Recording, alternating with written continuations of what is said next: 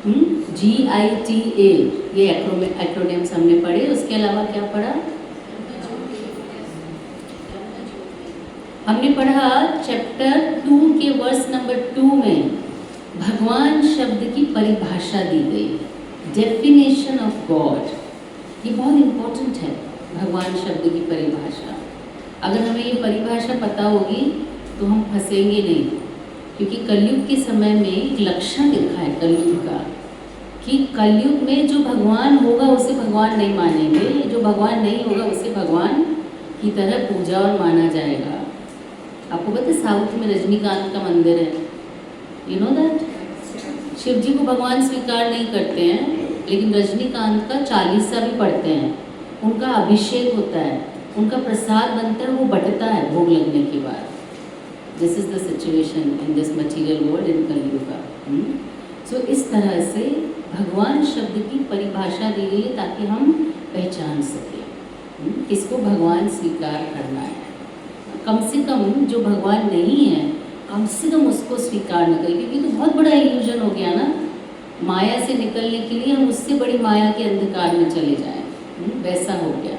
तो दूसरे अध्याय की दूसरे वर्ष में प्रभुपाद भगवान शब्द को परिभाषित करते हैं, जहाँ अर्जुन को भगवान डांट रहे हैं और व्यास देव जी लिख रहे हैं श्री भगवान उवाच। तो अगर आपसे कोई कहे कि भगवद गीता में कहाँ लिखा है कृष्ण भगवान है, कहीं पे भी नहीं लिखा, तो आप 2.2 दिखा सकते हैं, जहाँ पे बाकी श्लोकों में जब संजय बोलता है तो क्या बोलते हैं? संजय उवाच। धृतराष्ट्र का पहला श्लोक था, क्या लिखा था? धृतराष्ट्र उवाच। अर्जुन बोलता है तो क्या लिखा होता है? अर्जुन उवाच। जब कृष्ण बोल रहे हैं तो क्या लिखा है? श्री भगवान उवाच। हैंस प्रूव्ड कि व्यासदेव जी ने जहाँ पे भगवान ने बोलना शुरू किया वहीं पे हमें दिखा दिया कि जो व्यक्ति बोल रहा है वो साधारण मनुष्य नहीं है। और व्यासदेव ने लिखा है इसको, संजय ने बोला है, तो संजय ने भी प्रूव किया कि ही इज भगवान हिमसेल्फ। धृतराष्ट्र सुन रहे हैं, उन्होंने भी इस चीज़ को प्रूव किया कि हाँ, जिसके बारे में बात की जा रही है स्वयं भगवान है। और उसी के पॉपुलर में हमने पढ़ा कि किस तरह भगवान का रियलाइजेशन 3 स्तर पर हो सकता है। ये 3 अलग अलग भगवान नहीं है। जैसे मैं तो ये मानती हूँ कि मेरा भगवान निराकार है, मतलब मेरा भगवान अलग है क्योंकि उसका कोई आकार नहीं, और इनका भगवान अलग है क्योंकि उसका कोई आकार है। ऐसा नहीं है, एक ही भगवान के 3 स्टेप के रियलाइजेशंस हैं। जैसे हमने एग्जाम्पल दिया सूर्य का।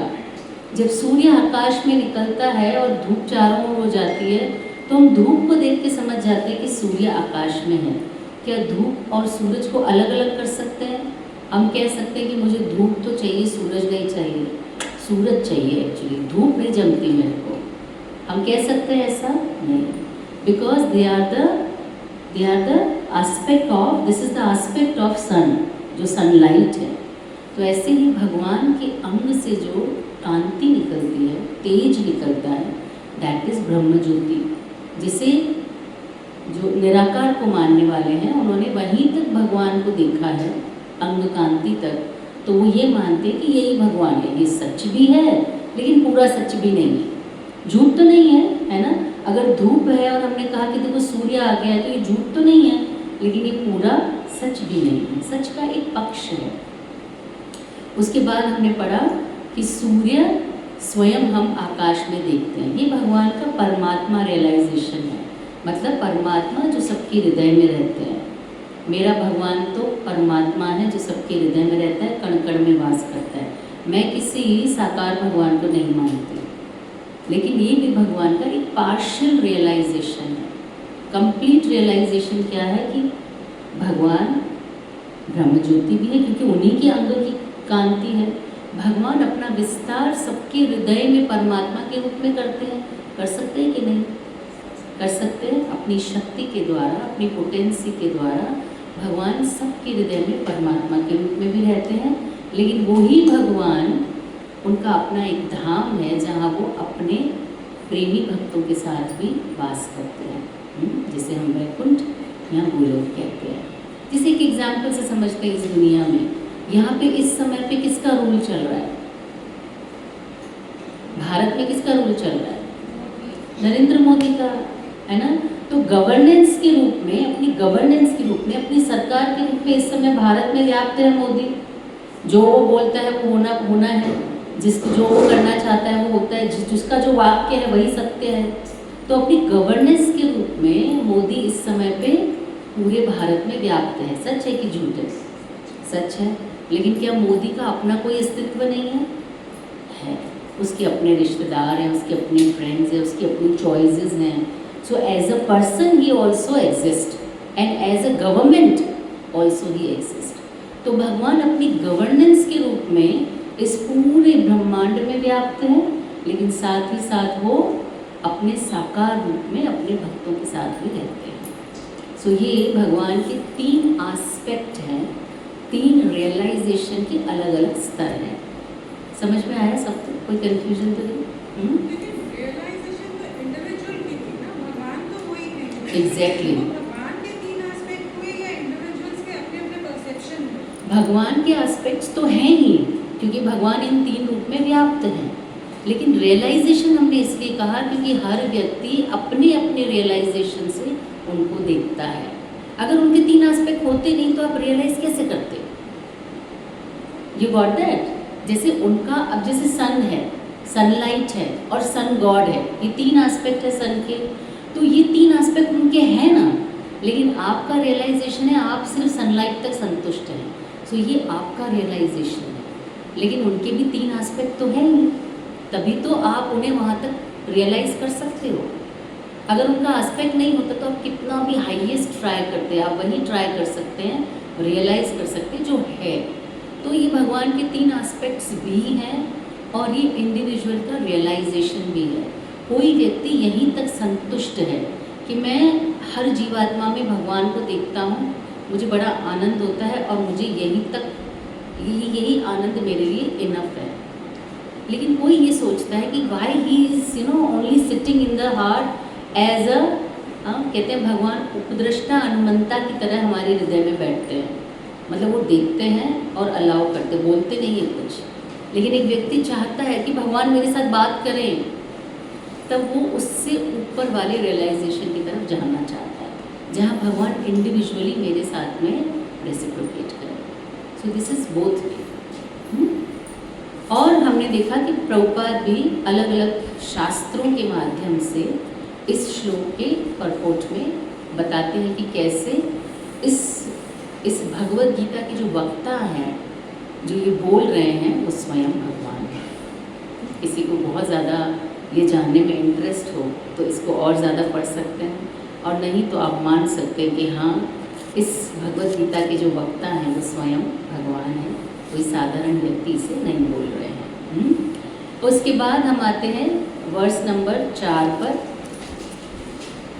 हम देखते हैं कि भगवान ने अर्जुन से डांट कर कहा कि जो तुम कर रहे हो, जो तुम कह रहे हो, वो तुम्हें शोभा नहीं देता। तुम्हें इस तरह से नहीं बोलना चाहिए कि मैं युद्ध नहीं करूँगा।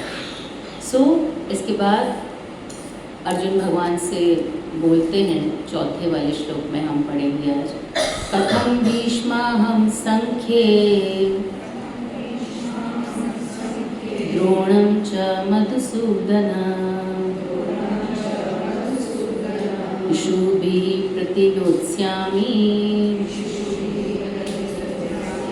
पूजाहारवरिसूदन। इसका ट्रांसलेशन पढ़ी ना, बिना आप पढ़ी। अर्जुन ने कहा, हे शत्रुघ्न, हे मधुसूदन, मैं युद्ध भूमि में किस तरह भीष्म तथा द्रोण जैसे पूजनीय व्यक्तियों पर उलट कर बाण चलाऊंगा। तो 3rd श्लोक में हमने देखा भगवान अर्जुन से कहते हैं कि अगर तुम ये सोचते हो कि तुम उनके साथ युद्ध नहीं करोगे, तुम्हारे हृदय में करुणा है, वास्तव में तुम्हारे हृदय में करुणा नहीं है, तुम्हारा हृदय दुर्बल है। अर्जुन भगवान से कहते हैं, दुर्बल नहीं हूँ मैं कायर नहीं हूँ, लेकिन मैं अपने गुरु को कैसे मारूं? अरे उनको कैसे मारूं जिनके ऊपर बाण नहीं चलाना चाहिए, जिनके चरणों में वास्तव में फूल अर्पित करने चाहिए। ऐसे व्यक्ति को जिसने मुझे विद्या दी है मैं कैसे मार सकता हूँ। ऐसे कहते हैं कि जब युद्ध शुरू हुआ था, मतलब शुरू नहीं हुआ, दोनों की तरफ से ऑब्जर्विंग ऑफ द आर्मीज चल रहा था, तो हमने पढ़ा कैसे दुर्योधन द्रोणाचार्य के पास आते हैं और उन्हें ताना मारते हैं और कहते हैं कि उस समय पे जब अर्जुन ऑब्जर्व कर रहे थे आर्मीज को, तो उन्होंने एक बाण चलाया और बाण सीधा द्रोणाचार्य के पैरों के पास आके गिरा। और जब गुरुदेव ने देखा तो देखा कि ये तो अर्जुन का बाण है। क्यों भेजा है? प्रणाम भेजा है, प्रणाम भेजा अपने गुरु को उन्होंने, गुरुदेव प्रणाम, क्षत्रिय वे ऑफ डूइंग प्रणाम। और उस समय पे हर किसी के जो बाण होते थे ना वो अलग होते थे, आप बाण देखकर पहचान सकते थे कि किसका बाण है। तो जब उन्होंने देखा अर्जुन का बाण, बहुत प्रसन्न हुए द्रोणाचार्य, उन्होंने भी एक तीर, द्रोणाचार्य ने भी अर्जुन की तरफ भेजा जो उसके सर को छूकर निकल गया। क्या भेजा? आशीर्वाद भेजा। तो अर्जुन ने कहा कि जिनसे हमें आशीर्वाद लेना है, जिनके चरणों में हमें फूल रखने हैं, ऐसे गुरु को हम कैसे मार सकते हैं कृष्ण। और फिर अर्जुन कहते हैं गुरु न हत्वा हि महानुभावान्। फैंस थोड़े कम कर दे क्या? श्रेयो भोक्तुं भैक्ष्मपीह लोके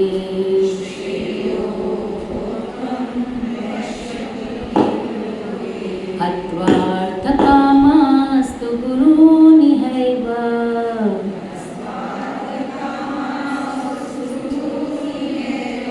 भुञ्जीय भोगान् रुधिरप्रतिदिग्धान्।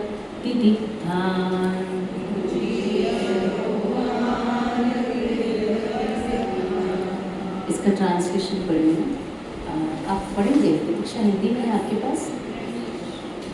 फैन सारे के सारे थोड़े कम कर देंगे तो आवाज़ ठीक से सुनाई दे रही, नहीं तो गूंज रही होगी, फैंस की वजह से गूंजती है आवाज़। यस।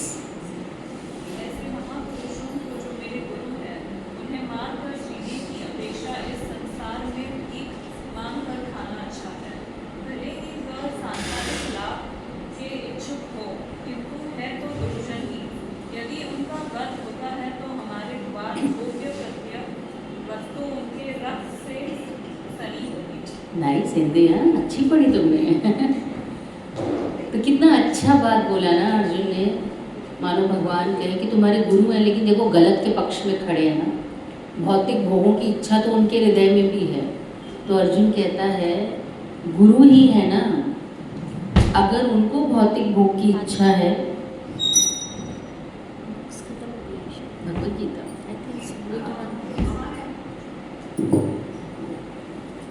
सो है तो हमारे गुरु ना, भले ही उनके हृदय में भौतिक भोग की इच्छा है, भले ही उनको सांसारिक लाभ की इच्छा है, लेकिन मेरे गुरुजन हैं, अगर मैं उनका वध करूँगा ना तो जो भी वस्तु मुझे प्राप्त होगी ना उनके खून से सनी होगी।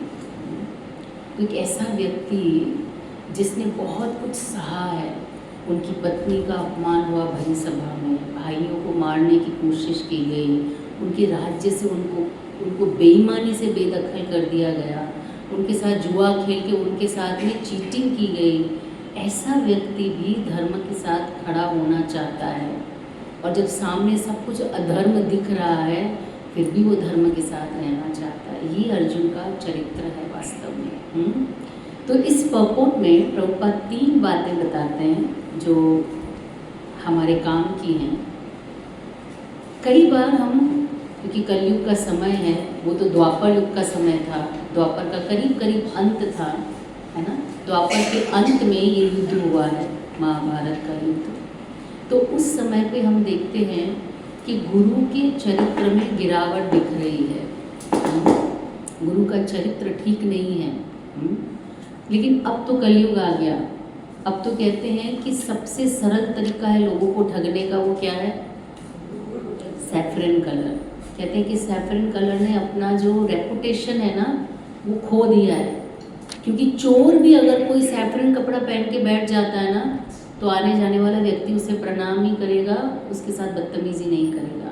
वो ये नहीं समझेगा उस कलर का इतना सम्मान है, उस कलर का इतना लोगों के मन में रेस्पेक्ट है कि उस कलर की वजह से उस व्यक्ति को छूट मिल जाती है। तो प्रभुपाद लिख रहे हैं इस परपुट में, शास्त्रों के अनुसार गुरु में क्या क्या चीज़ें दिखें तो हम गुरु को त्याग सकते हैं, अन्यथा गुरु को त्यागना संभव नहीं है। जिन्होंने आपको भगवान का नाम दिया है, गुरु दीक्षा दी है, वो हमारे लिए सर्वोपरि है।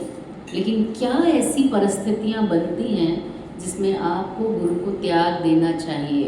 हमारे शास्त्रों में भी एक एग्जाम्पल है गुरु त्याग का। किसने त्यागा? बलि महाराज ने। कौन है उनके गुरु? शुक्राचार्य। कब त्याग दिया? जब वामन बन के आए भगवान और दान मांगा, शुक्राचार्य ने कहा ये विष्णु है, तुम्हें ठगने आया, अपने दिए हुए प्रॉमिस से मुकर जाओ। गुरुदेव आप क्या सिखा रहे हैं मुझे?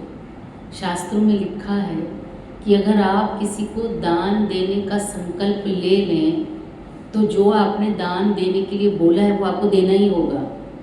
नहीं नहीं कोई बात नहीं, तुम मुकर जाओ, तुम बोलो मैं तुम्हें 3 भूमि दान नहीं दूंगा, क्योंकि ये विष्णु है, ये 3 पग में तुम्हारा पूरा साम्राज्य नाप लेगा। बलि ने कहा गुरुदेव कोई बात नहीं, अरे मेरे दरवाजे पे विष्णु आए हैं भिक्षा मांगने के लिए, इससे बड़ा सौभाग्य क्या हो सकता है? मेरा सर्वस्व भी ले लेंगे तो मुझे कोई प्रॉब्लम नहीं। गुरु ने बोला तुम मेरी बात नहीं मान रहे, तुम मेरी बात नहीं मानोगे तो मैं तुम्हें श्राप दूंगा। बलि ने कहा कि गलत चीज़ कैसे मान लूँ? शास्त्र के अनुसार संकल्प करने के बाद आप मुकर नहीं सकते। आप मुझे क्या सिखा रहे हैं? आप मुझे गलत सिखा रहे हैं। उस समय पे गुरु को त्याग दिया बलि महाराज ने। तो इस तरह से प्रभुपाद एग्जाम्पल देते हुए समझाते हैं कि यदि शास्त्रों के अनुसार कोई गुरु निंदनीय कार्य करता हुआ दिखे तो उसे त्याग देना चाहिए। क्या क्या काम निंदनीय हो सकते हैं? यस, कोई गलत चीज़ खाते पीते दिखाई देते हैं और हमने उनको गुरु मान रखा है और हम देखते हैं कि वो तो खुद ही पी रहे हैं, तो मदिरा सेवन करते हुए दिखाई दे, या कोई निंदनीय कार्य वास्तव में करते हुए दिखाई दे, तो हमें उन्हें गुरु की तरह नहीं स्वीकार करना चाहिए। और दूसरा प्रभुपाद लिखते हैं विवेक शून्यता यदि दिखाई दे गुरु में, मतलब उनका जो कार्य है ऐसा लगे कि वो अपने विवेक से कार्य नहीं कर रहे हैं, शास्त्र के अनुसार कार्य नहीं कर रहे हैं, तो हम गुरु को त्याग सकते हैं। और तीसरा लिखा है यदि गुरु फाइनेंशियली अपने शिष्यों पे डिपेंड होता दिखाई दे।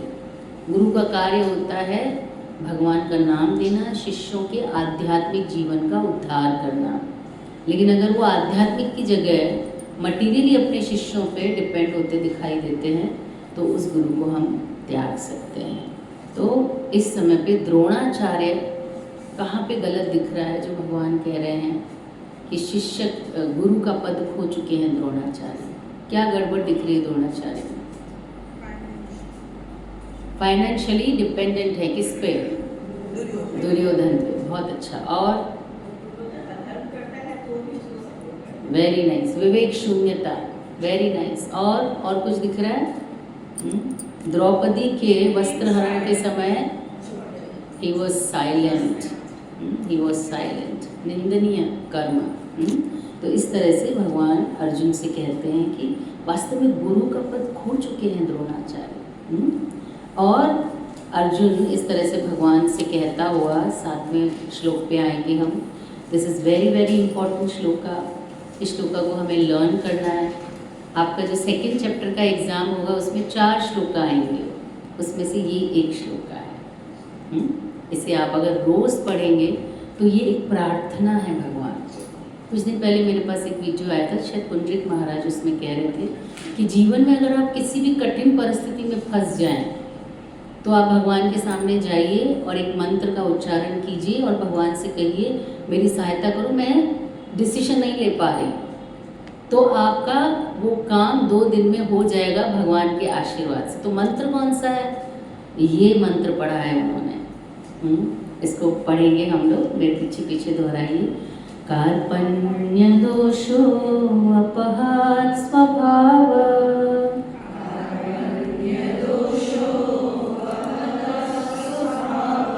पृच्छामि त्वां धर्मसम्मूढचेता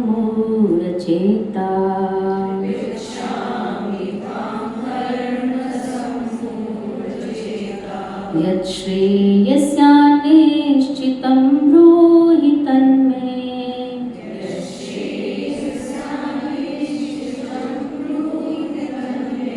शिष्यस्तेऽहं शाधि मां त्वां प्रपन्नम्।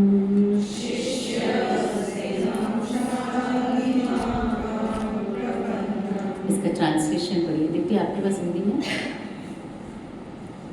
अब मैं अपनी कृपण दुर्बलता के कारण अपना कर्तव्य भूल गया हूँ और सारा धैर्य खो चुका हूँ। ऐसी अवस्था में मैं आपसे पूछ रहा हूँ कि जो मेरे लिए श्रेयस्कर हो उसे निश्चित रूप से बताएं। अब मैं आपका शिष्य हूँ और आपका शरणागत हूँ, कृपया मुझे उपदेश दें।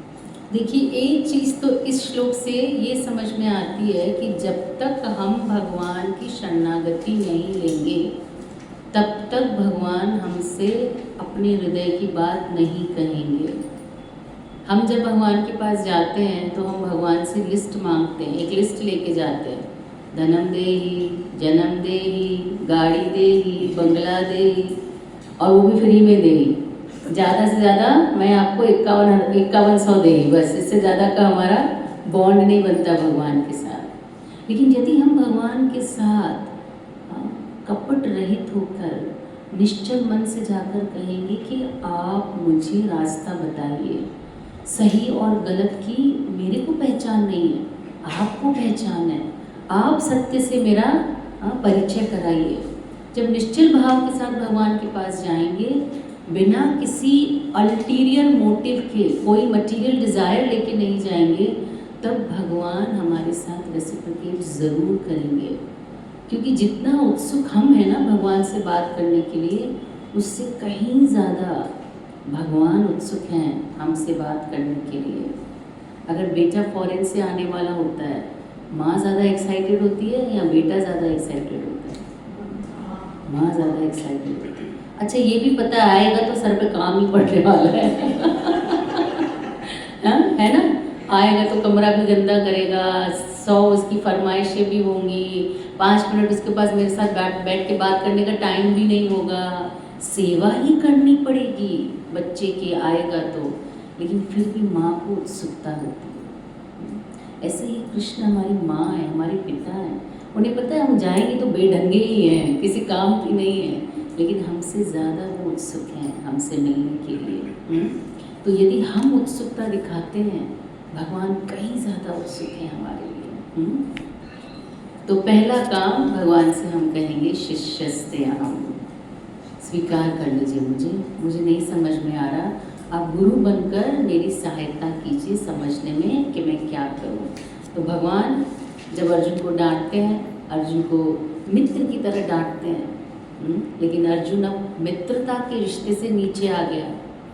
जब सारथी का स्थान होता है ना, वो जो पीछे बैठा हुआ सवार होता है ना, उससे नीचे होता है ना? सवार का स्थान ऊपर होता है, सारथी का नीचे होता है। लेकिन अब अर्जुन अपनी सीट से नीचे आ गया रथ पे, और भगवान अपनी सीट से ऊपर उठ गए हैं।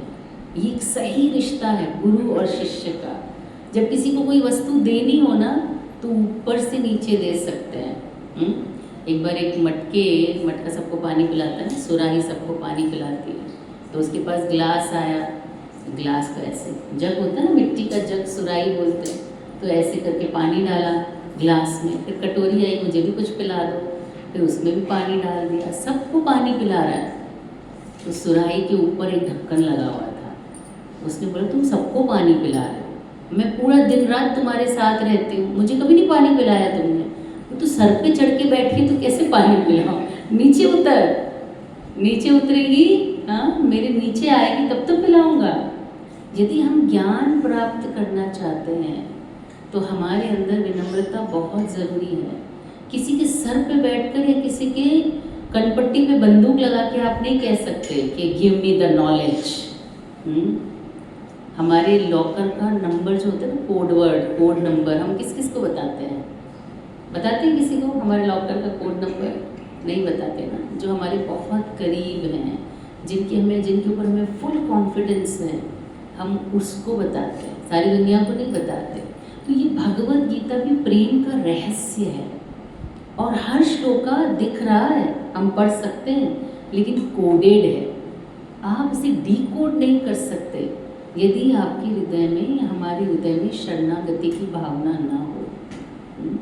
श्रीपद रामानुजाचार्य जी कहते हैं प्रपन्नम, ये है वो कोड वर्ड जिसको आप अगर लगा देंगे भगवत गीता पे तो भगवत गीता डिकोड हो जाएगी।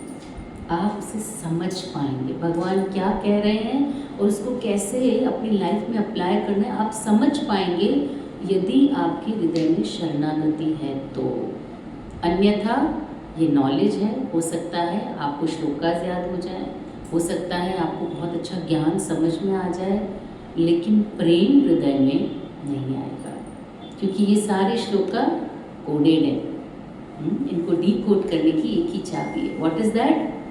शरणागति। तो भगवान से अर्जुन कहते हैं शिष्यस्ते हम, मैं आपका शिष्य हूँ। शाधि माम, मुझे ज्ञान दीजिए। त्वाम प्रपन्नम, मैं आपके शरणागत हूँ, मैं आपकी शरणागति स्वीकार करता हूँ। और शरणागति स्वीकार करने का अर्थ होता है, शिष्य का मतलब होता है जिस पे गुरु शासन करे। डिसाइपल का मतलब होता है जो डिसिप्लिन में रहे। किसके डिसिप्लिन में? गुरु के डिसिप्लिन में। गुरु कहेगा सुबह उठना है तो शिष्य ये नहीं बोलेगा बहुत हो गया अभी गुरुजी आपका, कितने दिनों से आप मेरे को सता रहे हो। Yes sir. शिष्य के मुंह से क्या निकलना चाहिए? Yes sir, yes boss. So इस तरह की जब भावना शिष्य अपने हृदय में रखता है तब गुरु अपने जीवन का अनुभव, अपने जीवन की सारी रियलाइजेशन कृपा के साथ में शिष्य को देते हैं। कहते हैं कि विवेकानंद जब रामकृष्ण जी के पास आए, बहुत ही चैलेंजिंग मूड में आए कि आप एक बैठ के ध्यान में बैठ जाते हैं, आप ये सब मंत्र जप करते हैं, पूजा करते हैं, ये सब बेकार है, इन सब से क्या होगा, क्या रियलाइज़ हो सकता है, इससे कुछ अनुभव नहीं होता है। तो जब वो बहुत चैलेंजिंग मूड में आए और बैठे आके गुरु के पास में, रामकृष्ण जी ने उसकी छाती पे एक लात मारी।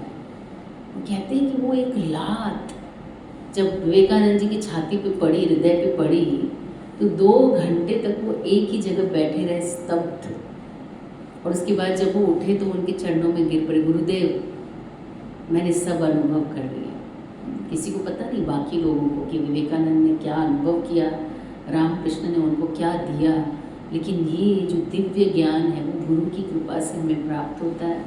और तब प्राप्त होता है जब हम गुरु की शरणागति में जाते हैं, उनकी इंस्ट्रक्शंस को फॉलो करते हैं। तो इस तरह से अर्जुन भगवान की शरणागति को स्वीकार करता है, उनसे कहता है कि आप मुझे समझाइए, मैं उलझ गया, मुझे नहीं समझ में आ रहा। फिर अर्जुन कहता है कि प्रभु ये ऐसा शोक है, मुझे लगता है कि ये शोक मेरी इंद्रियों को सुखा देगा और मैं इस शोक से बाहर कभी आ ही नहीं पाऊँगा। हमारे जीवन में जब कोई प्रॉब्लम आती है, कोई ऐसी परिस्थिति आती है ना, हमें लगता है बस जीवन खत्म हो गया, इसके बाद बचा ही क्या। इसके बाद जीवन खत्म है, अब मैं कभी जीवन में खुश नहीं रह सकती। लेकिन भगवान अर्जुन से किस तरह से उसको उनकी उस परिस्थिति में से उठाते हैं ये हम देखेंगे। जब ये वार्तालाप चल रहा है, संजय इस पूरे सीन को धृतराष्ट्र को बता रहा है। धृतराष्ट्र की मनोभावना कैसी है? ही इज़ हैप्पी और ही इज़ सैड। धृतराष्ट्र कैसा है? धृतराष्ट्र को कैसा लग रहा है ये देखकर कि बढ़िया है? He is unhappy. Why? Arjun नहीं करते तो सब कुछ उनको मिल जाता और इजाजत करता है। धृतराष्ट्र की खुशी संजय से देखी नहीं गई। तो संजय बोलता है, हाँ धृतराष्ट्र खुश हैं कि अब अर्जुन युद्ध नहीं करेगा। क्यों? क्योंकि बहुत शोक में है, कुछ नहीं हो सकता इसका, ये तो बैठ गया, धनुष बाण छोड़ दिया, अभी युद्ध नहीं करेगा। वेरी हैप्पी, क्योंकि अब तो बढ़िया काम हो गया, अब बिना युद्ध लड़े हम युद्ध जीत जाएंगे। लेकिन संजय बीच में इंटरफेयर करता है। एवं मुक्ता ऋषिकेशम 9 बोलिए। एवं मुक्ता ऋषि गुडाकेशः परं तपा नयोत्स्यसेति गोविन्द मुक्त्वा तूष्णीं बभूवः। तो संजय ने कहा, देखो इस प्रकार कहकर गुडाकेश किसका नाम है? अर्जुन का। गुडाकेश का मतलब है जिसने निद्रा पर विजय प्राप्त की है। अर्जुन 18 दिन तक सोए नहीं थे। और गुडाकेश का एक मतलब होता है जिसने अज्ञान पर विजय प्राप्त की है। लेकिन अज्ञान पर विजय अभी तक प्राप्त नहीं की है अर्जुन ने। पर संजय पहले ही बोल रहे हैं गुडाकेश। क्यों? क्योंकि अब कृष्ण बोल रहे हैं और जल्द ही अर्जुन अपने अज्ञान पर भी विजय प्राप्त कर लेंगे। ऋषिकेश का मतलब होता है भगवान जो हमारी इंद्रियों के स्वामी हैं। तो ऋषिकेश जो है वो गुडाकेश से बात कर रहा है। संजय बोल रहा है। कौन सा गुडाकेश? जिसने बोल दिया है कि मैं अभी युद्ध नहीं करूँगा। आप चिंता मत कीजिए महाराज, इसका अज्ञान जल्दी दूर हो जाएगा। और ये ऋषिकेश इंद्रियों का स्वामी है, इससे हर वो कार्य कराएगा जो वो चाहता है। तो इस तरह से एक हिंट संजय दे देते हैं धृतराष्ट्र को। इसके बाद अर्जुन के 5 रीज़न थे युद्ध नहीं करने के, और उन 5 रीज़नों में से हर रीज़न का भगवान उत्तर देंगे। पहला रीज़न क्या था? कंपैशन। किसके प्रति कंपैशन था अर्जुन को? सबके प्रति। मतलब अपनी सेना के लोगों के प्रति भी, दुश्मन की सेना के लोगों के प्रति भी, जो युद्ध में आई नहीं है उन स्त्रियों के प्रति भी, जो पैदा नहीं हुए हैं उन बालकों के प्रति भी, और जो पितृलोक में उनके पितर हैं उनके प्रति भी उनको कंपैशन है, क्योंकि इन सब का सर्वनाश हो जाएगा। वास्तव में मनुष्य को कोई भी कार्य करने से पहले एक दृष्टि जरूर दौड़ा लेनी चाहिए कि इस कार्य से क्या क्या लाभ या हानि हो सकता है। कई बार हम काम कर लेते हैं, उसके बाद सोचते हैं अरे गलती हो गई, सोचा ही नहीं करने से पहले। एक ब्रॉड विजन के साथ हमें वो कार्य करने चाहिए जिसमें मैक्सिमम लोगों का हित हो। कई बार हम ऐसे काम करते हैं जिसमें मैक्सिमम लोगों का नुकसान हो। इसलिए मनुष्य को इतनी समझदारी के साथ में जीना है। देखो अर्जुन का चरित्र कैसा है। जब हम भगवद गीता पढ़ते हैं तो अर्जुन के चरित्र को ध्यान से देखना चाहिए, क्योंकि भक्त का चरित्र है, उज्जवल चरित्र है, और इसमें कुछ अच्छाइयाँ हमें हमारे जीवन में ज़रूर लेनी चाहिए। अर्जुन कितना सबके लिए सोच कर कार्य करता है, और इन सब चीज़ों के बारे में सोचने में वो अपने बारे में सबसे एंड में सोचता है। मैं भीख मांग लूँगा, कोई बात नहीं। मैं सन्यासी की तरह वन में रह लूँगा, कोई बात नहीं। अगर हम 5 भाइयों के वन में रहने से पूरे संसार का भला होता है तो क्या प्रॉब्लम है। लेकिन हम देखते हैं दुर्योधन को, राजमहल में रह रहा है लेकिन उसको पांडवों का वन में हंसना खेलना भी पसंद नहीं आ रहा है। इसलिए एक व्यक्ति जो हृदय से ईर्ष्यालु है, दुनिया में कहीं भी चला जाए सुखी नहीं रह सकता, क्योंकि उसका सुख क्या है? दूसरों का दुख। और अगर उसे कोई भी व्यक्ति हंसता खेलता और खुश दिखाई देगा तो उसका सुख गायब हो जाता है। इसीलिए भक्तों के चरित्र को सुनने से हमारे हृदय में भक्तों के गुण आते हैं। इसलिए ध्यान से भक्तों का चरित्र सुनना चाहिए। तो पहला रीज़न अर्जुन ने दिया कंपैशन। हे प्रभु, इतने सारे लोगों के प्रति मेरे हृदय में करुणा है। तम तप्तम तथा कृपया आविष्टम, मेरे हृदय में कृपा का आविष्ट हुआ है, मैं युद्ध नहीं करूँगा। तो भगवान अर्जुन के इस प्रश्न का उत्तर देने के लिए श्लोका नंबर 11 से 30 तक, जैसा हमने कहा आईडी, हमारी आइडेंटिटी क्या है? हम ये शरीर नहीं है, हम आत्मा है। तो अर्जुन को भगवान समझाते हैं, अर्जुन कंपैशन करना है। तो पहले ये तो पता करो कि कंपैशन किसके प्रति होना चाहिए। कंपैशन गलत नहीं है, लेकिन किसके प्रति कंपैशन होना चाहिए। एक सुंदर सा प्रभुपाद एग्जाम्पल देते हैं कि मानो एक तालाब में एक व्यक्ति डूब रहा है और आप बाहर खड़े हैं, और आवाज़ आ रही है बचाओ बचाओ बचाओ। सारे लोग खड़े, किसी को तैरना आता है, किसी को तैरना आता है, किसी को तैरना आता है। और समझो मेघा ने बोला हाँ मुझे तैरना आता है, तो प्लीज़ उसको बचाओ ना। मेघा कूदी और गई और उस व्यक्ति को ऐसे पकड़ के खींचा और बाहर आई और उसने बोला देखो मैंने व्यक्ति को बचा लिया। सबने बोला क्या किया तुमने? तुम उसका कुर्ता उठा के ले आई हो। व्यक्ति तो अंदर ही डूब रहा है और वो व्यक्ति डूब गया और उसका कुर्ता मेघा के हाथ में है। देखो मैंने बचा लिया ना उसको। किसको बचाया? कुर्ते को। कंपैशन किसके प्रति है? कुर्ते के प्रति। क्या ये ठीक कंपैशन है? नहीं। भगवान कहते हैं कि अर्जुन तुम्हारा कंपैशन गलत नहीं है, लेकिन शरीरों के लिए कंपैशन क्यों? क्योंकि ये शरीर तो आत्मा के ऊपर कुर्ते के समान है। क्या तुम इसे बचा पाओगे? अर्जुन कहता है कि देखो प्रभु ये तो मेरे अपने हैं, अगर तुम इन्हें नहीं मारोगे अर्जुन तो क्या ये मरेंगे नहीं? मरेंगे कि नहीं मरेंगे? भगवान कहते देखो बेचारे भीष्म पितामह तो इतने वृद्ध हो चुके हैं कि वो मृत्यु का इंतजार ही कर रहे हैं, तो क्या तुम्हारे नहीं मारने से वो नहीं मरेंगे? मरेंगे। तो फिर किस लिए शोक है? फिर किस लिए कंपैशन है? प्रभु लेकिन मेरा इनके साथ जो रिश्ता है, जो संबंध है, वो इसी देह में है। मेरा जो आसक्ति है वो इसी देह में है। क्या जिस देह में तुम्हारी आसक्ति है तुम उसे बचा पाओगे हमेशा के लिए? नहीं बचा पाओगे। क्या भीष्म पितामह को ये अच्छा लगेगा सुनकर कि तुम उनकी इस बूढ़ी देह को बचाने के लिए कायर की तरह पीछे भाग रहे हो? तो भगवान अर्जुन को 11 से 30 ये 20 श्लोकों में ये बता रहे हैं कि कंपैशन तो रखना चाहिए, ये अच्छा गुण है। भगवान अर्जुन से कहते तुम्हारा कंपैशन नहीं है, this is the weakness of your heart. ये जो कंपैशन है वो दुर्बलता कब बन जाता है? जब कंपैशन का डायरेक्शन ठीक नहीं होता है। जैसे माँ है, बच्चे को लेके बाहर गई, बच्चा दौड़ के आइसक्रीम वाले के पास गया कि मुझे आइसक्रीम चाहिए। माँ पीछे से बोल रही मत देना। वो बोलते हैं क्या भाभी 10-20 रुपए की आइसक्रीम के लिए आप बच्चे को इतना परेशान करें? हाँ बेटा ले ले। पीछे से बोल रहे उसको मत देना, बिल्कुल मत देना। बच्चा जिद कर रहा है, चिल्ला रहा है और अंकल जी बोलते हैं ठीक है ना भाभी 10 रुपये मत देना हमको, हम बच्चे को ऐसे रोते हुए नहीं देख सकते। अरे भाई 10 रुपये मेरे पास भी हैं, प्रॉब्लम क्या है?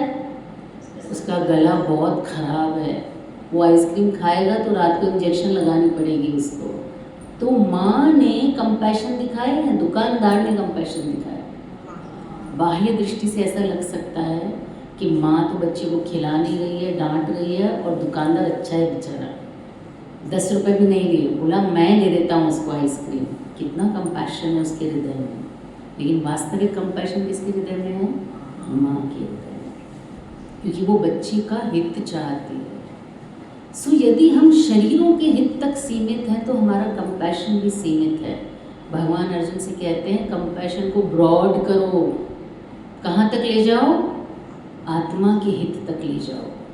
और तब भगवान अर्जुन को बताते कि अर्जुन हम शरीर नहीं हैं, हम आत्मा हैं, और आत्मा को आप मार नहीं सकते, शरीर को आप बचा नहीं सकते, और आत्मा को आप मार नहीं सकते। तो तुम किसको मार लोगे अर्जुन?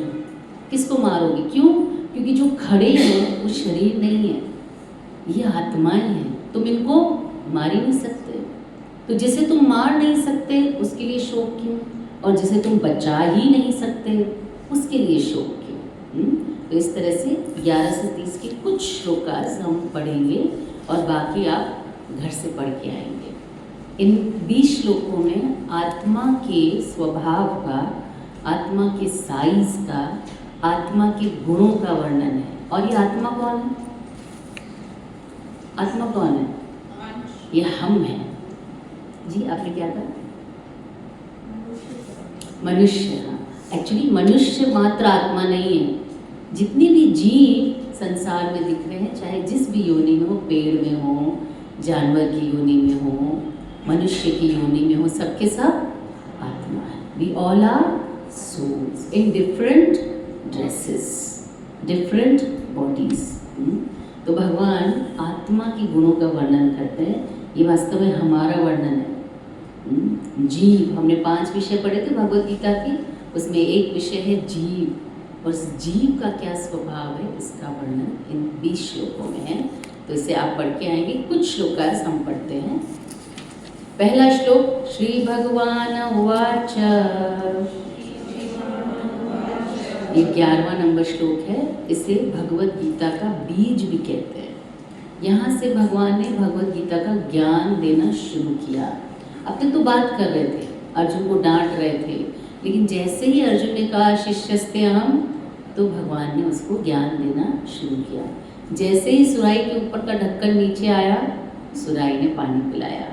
यदि हम भी चाहते हैं कि ये ज्ञान जो हम पढ़ रहे हैं हमारे जीवन में आए, हम ठीक से सुने, तो हृदय से स्वीकार कीजिए, प्रभु हम आपके आश्रित हैं, आपके शरणागत हैं, सुनने आए हैं, समझने आए हैं। इस ज्ञान की एक बूंद हमारे हृदय में भी उतरे, इसका आशीर्वाद दीजिए। इस शरणागति के भाव के साथ हम भगवद गीता सुनेंगे। तो ये श्लोक का फर्स्ट श्लोक है जहाँ से भगवान अर्जुन को ज्ञान देना भगवद गीता का शुरू करते हैं। इसलिए इस श्लोक को भगवद गीता का बीज भी कहा जाता है। शोचान्वशोचस्त्वम् अशोचानन्वशोचस्त्वम् प्रज्ञावादांश्च भाषसे गतासु न गताशूनश्च नानुशोचन्ति पंडिताः। प्रीति इसको पढ़ो ना, ट्रांसलेशन को। श्री भगवान ने कहा, तुम पांडित्यपूर्ण वचन कहते हुए उनके लिए शोक कर रहे हो जो शोक करने योग्य नहीं है।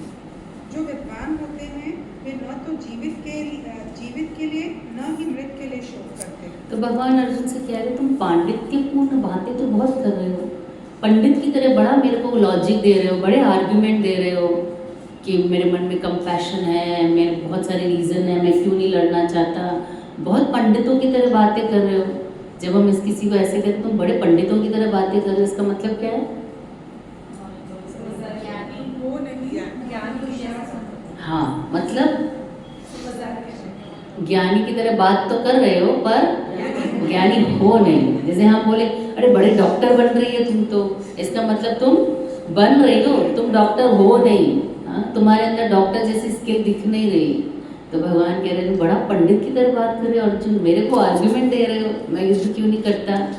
अरे अगर तुम पंडित हो ना तो पंडित शोक नहीं करता। किसका शोक नहीं करता? न मृत का न जीवित का।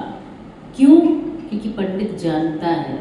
पंडित वो नहीं होती जिसकी यहाँ एंटीना की तरह छोटी होती है और जिसका पूरी पिक्चरों में मजाक उड़ाया जाता है। दिस इज़ वेरी बैड कि हमारी संस्कृति को बहुत ही डाउन करके दिखाते हैं मूवीज़ में, है ना। पंडित मतलब कोई ऐसा ही आलू चालू व्यक्ति जो बड़ा हंसी का पात्र है। नारद मुनि को बड़ा हंसी का पात्र दिखाते हैं, he is the most exalted devotee of the Lord, लेकिन उसको बड़ा ही हंसी का पात्र दिखाया जाता है। लेकिन पंडित वो है जिसमें पंडित के गुण हैं, साधु वो है जिसमें साधु के गुण हैं। इसीलिए जब हम भगवद गीता पढ़ते हैं तो भगवान बार बार उन लक्षणों का, उन गुणों का वर्णन करते हैं ताकि हम ठगे नहीं जाएं। इसलिए भगवान अर्जुन से कहते हैं पंडित में गुण होते हैं क्या? वो मृत और जीवित के लिए शोक नहीं करता। क्यों? क्योंकि वो जानता है कि हम शरीर नहीं हैं, हम आत्मा हैं। क्योंकि वो जानता है कि कोई व्यक्ति को आप मार नहीं सकते। ऐसा कभी नहीं हुआ, भगवान कहते हैं अर्जुन तुम सोच रहे हो कि इन सबको तुम मार दोगे, ऐसा कभी हुआ ही नहीं कि ये जो सारे लोग खड़े हैं ना वो ना हो, या मैं नहीं हूँ, या तुम नहीं हो, या हम नहीं रहेंगे। इसका मतलब है हमारी जो एग्जिस्टेंस है वो इटर्नल है। As a soul we exist eternally. हम हमेशा से थे, हम हैं, हम रहेंगे। क्या है वो?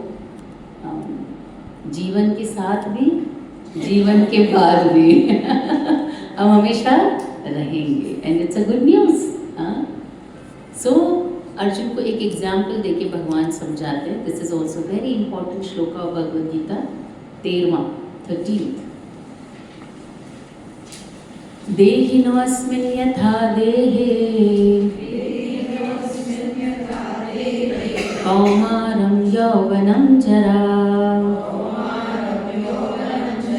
तथा देहान्तरप्राप्तिं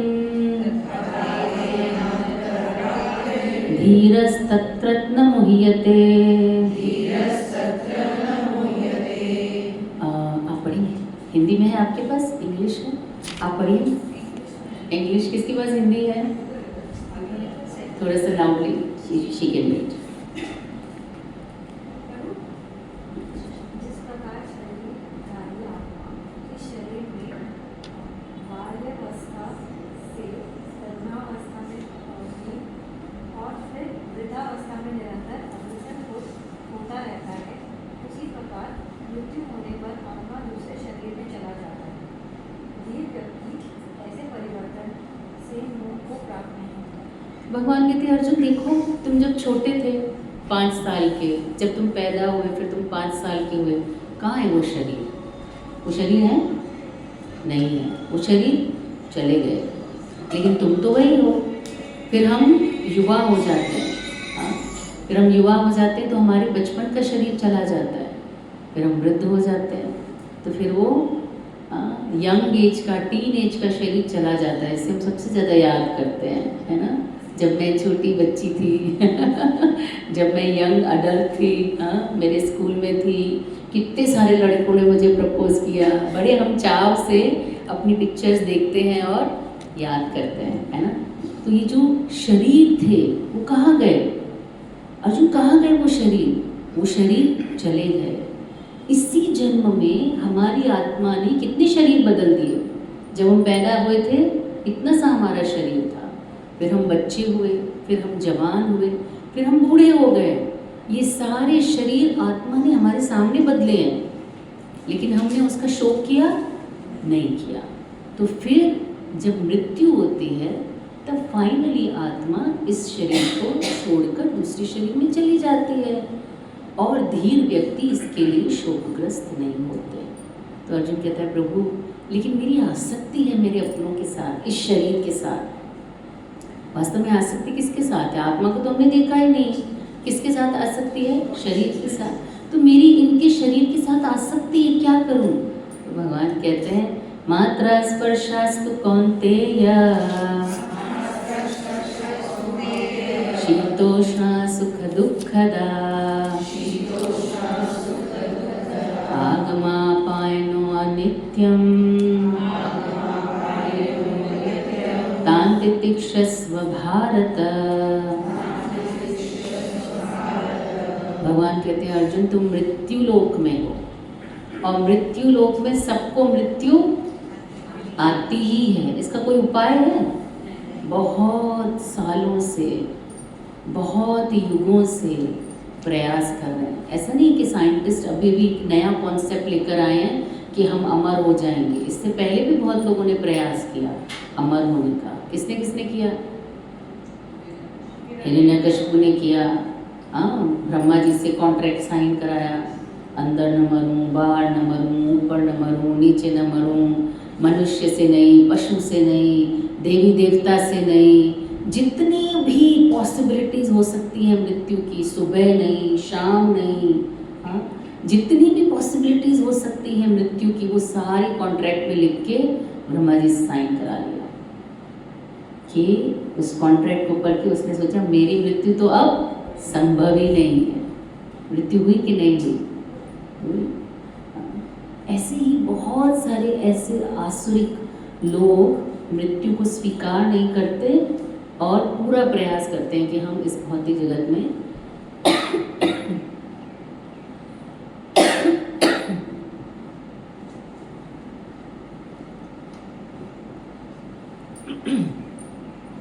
अमर हो जाए, है ना? लेकिन भगवान कहते हैं मृत्यु लोक में मृत्यु तो होगी। तो फिर क्या करें? भगवान कहते हैं मात्रा स्पर्शास्तु कौन्तेय शीतोष्ण सुख दुखदा। इस भौतिक जगत में जैसे शीत आती है, गर्मी आती है, सर्दी आती है, सुख आता है, दुख आता है, इन सब चीज़ों को क्या करते हो? सहन करते हो। तान तितिक्षस्व भारत। अर्जुन, तुम्हें इनको सहन करना सीखना होगा। एक कहावत है, जो सहेगा वो रहेगा, जो नहीं सहेगा वो नहीं रहेगा। प्रत्येक परिस्थिति में ये बात सच है। हमारे परिवार में भी जो चीज़ों को कुछ कुछ सह लेता है वो परिवार को लेके आगे बढ़ सकता है। जो सह लेता है वो परिवार को, रिश्तों को, शादी को निभा लेता है। जो नहीं सहता वो नहीं निभा सकता, क्योंकि ये भौतिक जगत है। यहाँ पे सुख और दुख तो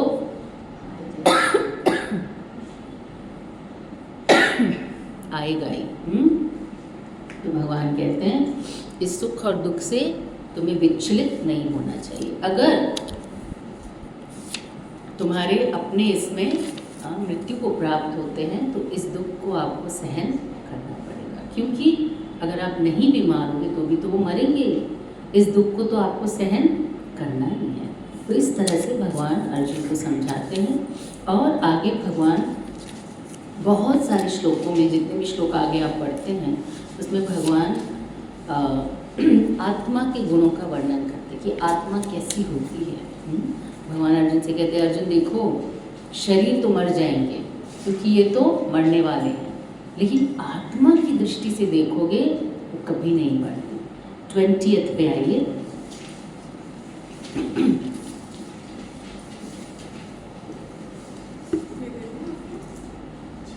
कंठे में थोड़ा मिंटी होता है ना। न जायते म्रियते वा कदाचिन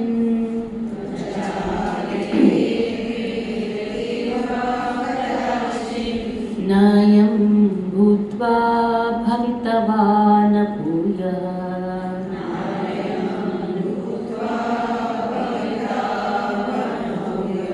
अजो नित्य शाश्वतम् अयं पुराणो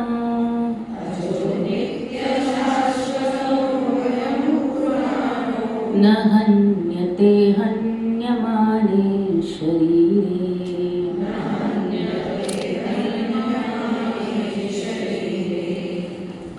हिंदी में किसके पास है इसका ट्रांसलेशन? चाची जी आप पढ़ेंगे? आत्मा के लिए किसी भी काल में न तो जन्म है न मृत्यु, वह न तो कभी जन्मा है न जन्म लेता है न जन्म लेगा। वह अजन्म है, नित्य शाश्वत तथा पुरातन है। शरीर के मारे जाने पर वह मारा नहीं जाता। भगवान कहते हैं आत्मा की 4 गुण हैं। अजो, उसका जन्म नहीं होता। नित्य, वो शाश्वत रहता है, हमेशा से है। शाश्वतो, शाश्वत है।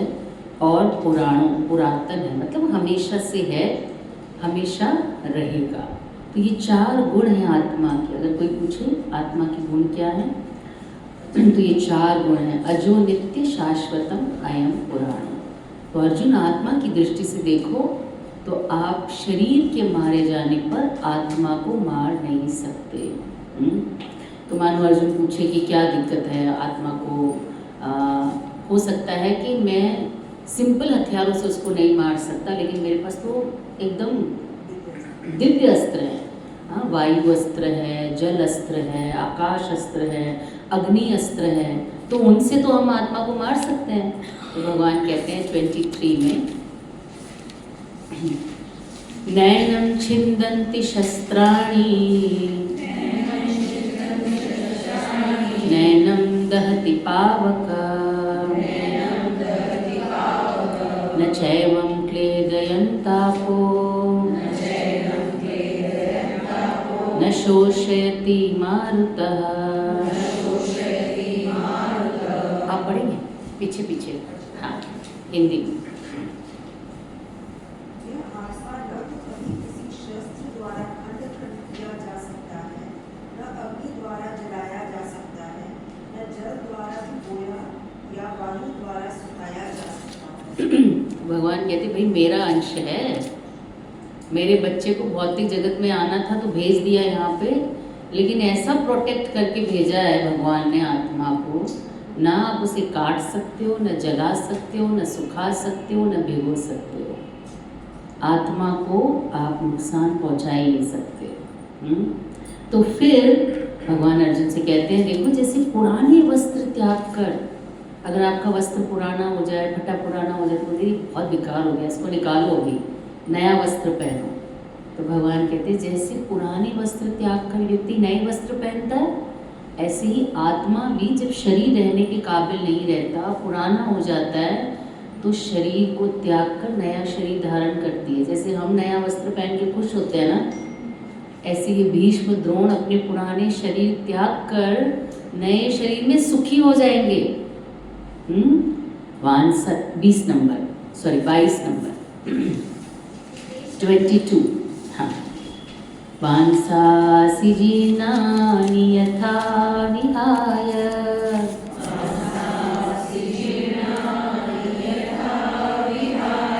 नवानि गृह्णाति नरोपराणि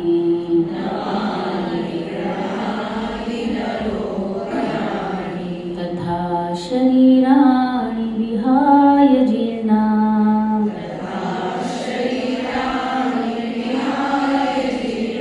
नान्यानि संयाति नवानि देहि।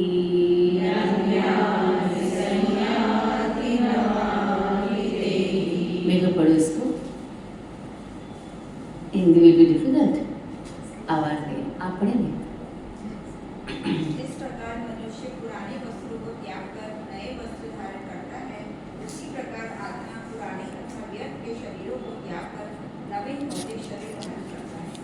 तो भगवान अर्जुन से कहते, देखो पुराने कपड़े फटे पुराने कपड़े फाड़ के फटे में फेंक देते हैं तो कोई तुम्हें दुख होता है, शोक होता है? हम सोचते हैं अलमारी में से थोड़ी जगह ही खाली हुई, बढ़िया है निकालो इनको। हाँ, और नहीं निकालते तो घर वाले बोलते बस करो मम्मा, कितना पहनोगे इसको, हाँ इसको अभी फेंक दो, हटाओ इनको, नए कपड़े आए वो पहनो। हाँ, तो भगवान कह रहे हैं अर्जुन से, देखो जिस प्रकार पुराने कपड़ों को हम त्याग के शोक नहीं करते, उसी तरह तुम्हें भी शोक नहीं करना चाहिए, क्योंकि आत्मा नए वस्त्र धारण करती है, नए शरीरों को धारण करती है। तो इस तरह से आगे के श्लोकों में भगवान अर्जुन से 4 बार कहते हैं। हम कहते हैं ना कोई चीज़ को बार बार कहते हैं तो इसका मतलब क्या है? तलाक तलाक तलाक, मतलब कंफर्म तलाक, आजकल बंद है। एक श्लोक का है हमारे शास्त्रों में, हरे नाम हरे नाम हरे नाम एव केवल, मतलब हरि का नाम हरि का नाम हरि का नाम केवल, कलौ नास्तेव नास्तेव नास्तेव गतिरन्यथा। कलयुग में हरि के नाम के अलावा अन्य कोई गति नहीं है, नहीं है, नहीं है, बोल दिया। इसके बाद फाइनल स्टेप है, बोल दिया कि हरि के नाम के अलावा अन्य कोई गति नहीं है। फिर आप यज्ञ कर लो, तप कर लो, फिर आप योगा कर लो, भोगा कर लो, जो भी कर लो, हरि को प्राप्त करने का अन्य कोई मार्ग कलयुग में नहीं है, नहीं है, नहीं है, शास्त्रों ने बोल दिया। उसके बाद भी अगर आप कुछ और ट्राई करना चाहते हैं तो फिर किसकी गलती है? शास्त्र ने तो क्लियर बोल दिया है। आप ट्राई करना चाहते हैं तो 15-20 जन्म ट्राई करके फिर आ जाना, नो प्रॉब्लम, लेकिन अन्य गति कलयुग में नहीं है, शास्त्र ने कह दिया। तो ऐसे ही भगवान अर्जुन से कहते हैं इस अध्याय में 4 बार, न शोचितुम अर्हति न तुम शोचितुम अर्हसि। अर्जुन शोक मत करो, शोक मत करो, शोक मत करो, क्योंकि शोक करने से हमारी डिसीजन लेने की क्षमता खत्म हो जाती है, हम सही और गलत नहीं समझ पाते, और शोक हमारी इंद्रियों को शोषित कर देता है। हमारी जो सोच है ना वो लिमिटेड हो जाती है, हमारा स्वभाव, हमारा जो व्यवहार है ना वो लिमिटेड हो जाता है। हम दूसरों की मदद क्या करेंगे, हमें मदद की ज़रूरत है हर वक्त। जो व्यक्ति शोक में है, डिप्रेशन में है, एंजाइटी में है, पूरा परिवार उसको लेके एंजाइटी में होता है कि नहीं? तो हम दूसरों की क्या मदद करेंगे, हम किसी को क्या सुख देंगे? आप देखिए हमारे पुराने ज़माने के लोग क्या क्या उन्होंने क्या चीज़ों को नहीं झेला होगा, लेकिन शोक नहीं करते थे। फिर भी वो जो भी सिचुएशन है उसमें से विक्टोरियस निकल आते थे, फिर भी हंसते मुस्कुराते हुए दिखते थे। और हमारे पास सब कुछ है, फिर भी हम शोक में ही दिखते हैं। थोड़ा सा अगर इंस्टाग्राम पे लाइक्स कम हो गए तो हमारा शोक का विषय बन जाता है। हाँ, तो भगवान समझाते हैं वास्तव में शोक में रहना भगवान का अपमान है। अगर हमारे माँ बाप हमें सब कुछ दे रहे हैं लेकिन फिर भी हम हमेशा उदास हैं तो माँ बाप का अपमान है। माँ बाप को कितना खराब लगता है कि मैं क्या करूँ इसके लिए, सब दिया है लेकिन फिर भी खुशी नहीं होता बच्चा मेरा, क्या करूँ मैं इसके लिए। तो भगवान भी सोचते हैं कि कोई ऑक्सीजन का पैसा नहीं लेता। कोरोना बहुत महंगी हो गई थी, ऑक्सीजन आपको पता होना चाहिए। अगर हम ऑक्सीजन का बिल देने लगे ना भगवान को तो पूरी कमाई का बिल उसी में चला जाएगा, और गरीब आदमी तो बेचारा मर ही जाएगा सच में। ऑक्सीजन नहीं खरीद पाएगा। सनलाइट देते हैं भगवान, पीने का पानी आपसे गवर्नमेंट पैसे लेती है, भगवान के घर से बिल आया कभी नहीं। हाँ, खाने पीने के लिए भगवान ने हमें सब कुछ दिया। भगवान ने ऑर्गेनिक ही दिया था, हमने इनऑर्गेनिक कर दिया। हाँ, फिर भी हम यदि शोक में रहते हैं तो वास्तव में भगवान का अपमान है।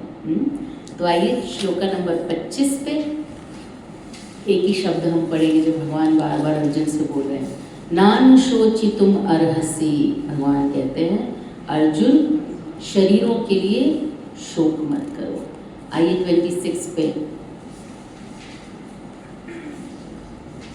नैनम शोचितुम अर्हसि, अर्जुन अगर तुम सोचते हो कि आत्मा सदा जन्म लेता है, भाई आत्मा भी जन्म लेता है, आत्मा भी मरता है, तो शोक की क्या बात है, जिसने जन्म लिया वो तो मरेगा, शोक मत करो।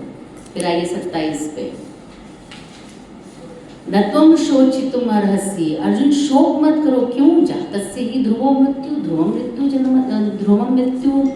जन्म मृतस्य च, जिसने जन्म लिया है उसकी मृत्यु निश्चित है, और जिसकी मृत्यु हुई है उसका दोबारा जन्म निश्चित है। तो फिर शोक किस बात का, जो जन्म लिया है वो मरेगा ही, पहले से ही पता है ना। हम में से किसको किसको पता है कि हम नहीं मरेंगे, किसको किसको पूरा, मुझे I am very positive thinker, मुझे पता है मैं मरूंगी ही नहीं। मैं किसी से पूछा, मैं कितने बोले मैं बहुत पॉजिटिव सोचता हूँ, ये आपकी सोच है कि हम मरेंगे, मैं तो सोच के रखा मैं 250 साल जीऊँगा। मैंने बोला you have the blessings of the Lord.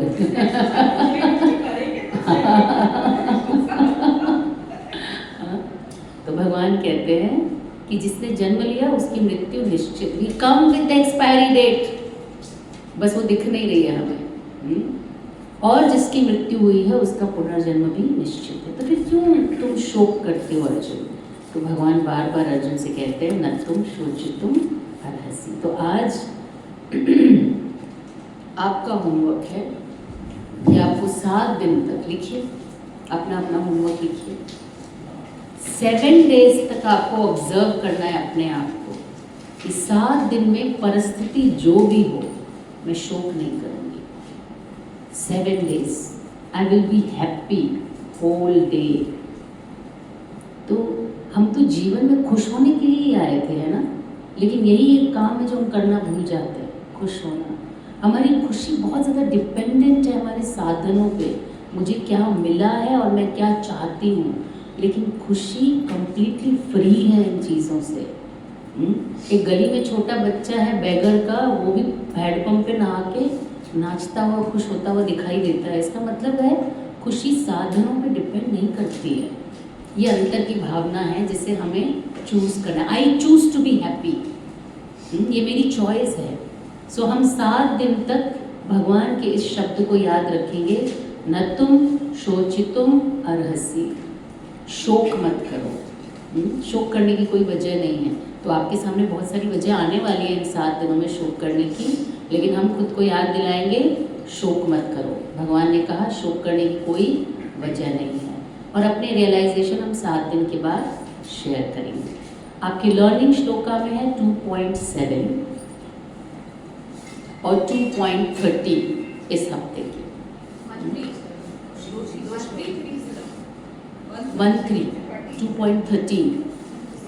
2.30 और 2.7, ये 2 श्लोका हम सब याद करेंगे। 2.7 तो सच में आप इसको एक पेपर पे लिखिए, अपने मंदिर की दीवार पे चिपका दीजिए।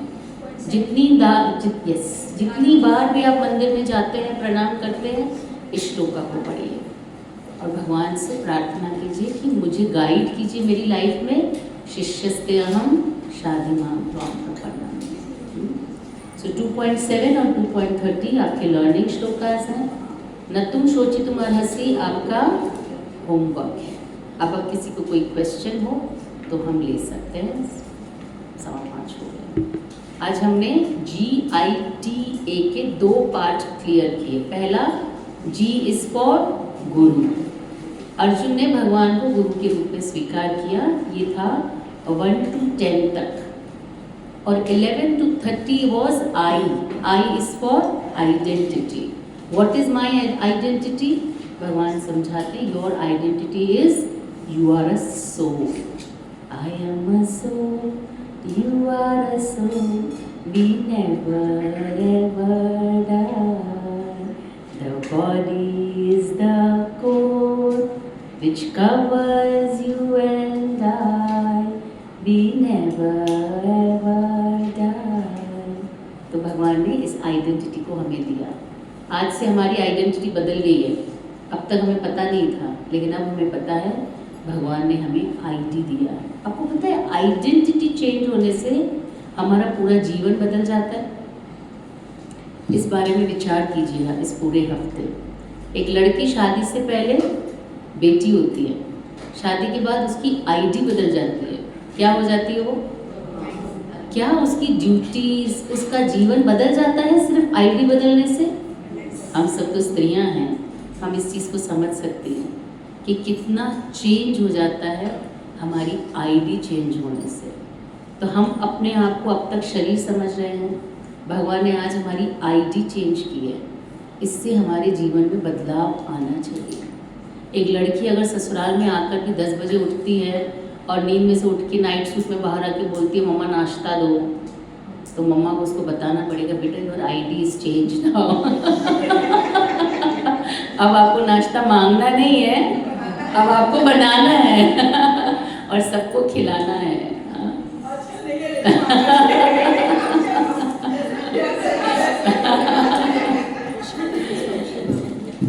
Shiva? What's her name? Shivangi. So today's prasadam is from Shivangi. Thank you, Shivangi. Hari Bol for her.